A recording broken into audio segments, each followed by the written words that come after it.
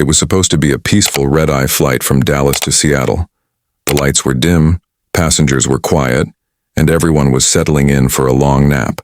But then she boarded, a loud, perfume-drenched woman dragging an overstuffed Louis Vuitton suitcase that seemed to announce her presence louder than her voice.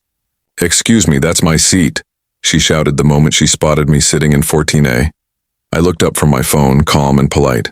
"Actually, ma'am, this is my assigned seat," I replied, showing my boarding pass.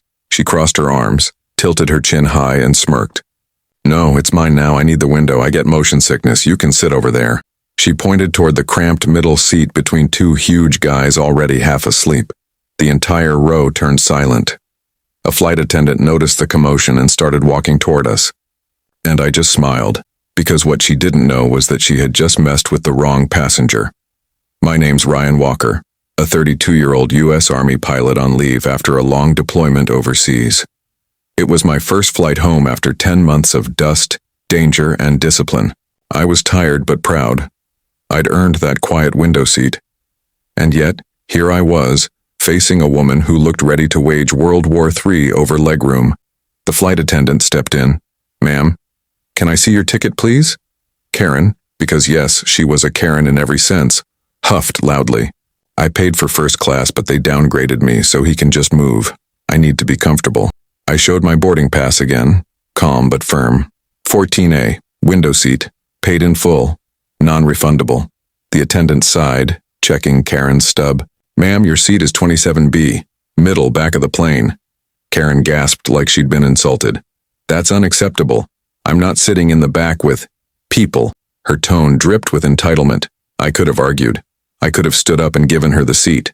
But something in me, the soldier who had just spent nearly a year serving people exactly like her, decided no more. Eventually, after 10 minutes of whining, Karen stomped off, only to sneak back just as the doors closed.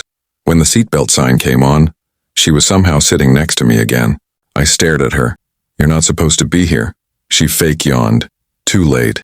They already closed the door. The man beside her whispered, "Ma'am, please don't cause trouble." But she ignored him, leaning over me to press the window shade. "I can't believe they let military people fly coach," she muttered under her breath, loud enough for half the cabin to hear. My jaw tightened. I didn't say a word. But the woman across the aisle gave her a sharp look. "That military person is why you get to complain safely in English." A few chuckles rippled through the cabin.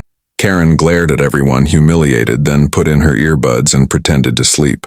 But I had a feeling she wasn't done yet. An hour later, the flight attendants came by with dinner trays.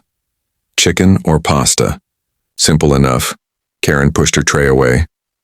"I want the vegetarian option." The attendant smiled. "I'm sorry, ma'am, but those are reserved for pre-orders." Karen scoffed. "Ridiculous. Then take his," she said, pointing at my tray. "He looks like he can eat anything." The attendant froze. I turned, smiling politely. "Actually, ma'am, this is the first hot meal I've had in 48 hours. You'll have to make do with your pretzels." That's when she snapped. "You think you're special because you're military? Newsflash, no one cares, you're just another passenger." The entire row went silent again. I noticed a few phones quietly recording. Karen, oblivious, kept going. "I'll be complaining to corporate. This is harassment. I should have been in first class with people who actually matter." The flight attendant spoke softly. "Ma'am, please lower your voice or we'll have to report this." Karen sneered. "To who? The airplane police?" About 20 minutes later, the captain's voice came over the intercom. "Ladies and gentlemen, we have a minor situation. We'll be making a quick stop in Denver to resolve a passenger issue." Karen rolled her eyes. "Ugh, now what?"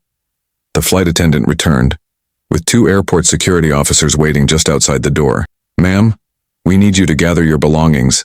Karen laughed. "For what? He's the one being aggressive." The attendant shook her head. "We have reports of verbal harassment and refusal to follow crew instructions." Karen's smirk vanished. "This is absurd. You can't remove me." And then the captain stepped out. Everyone went quiet. He looked directly at me and saluted. "Captain Ryan Walker," he said warmly. "On behalf of the airline and this country, thank you for your service." Karen's face turned white. The captain turned to her.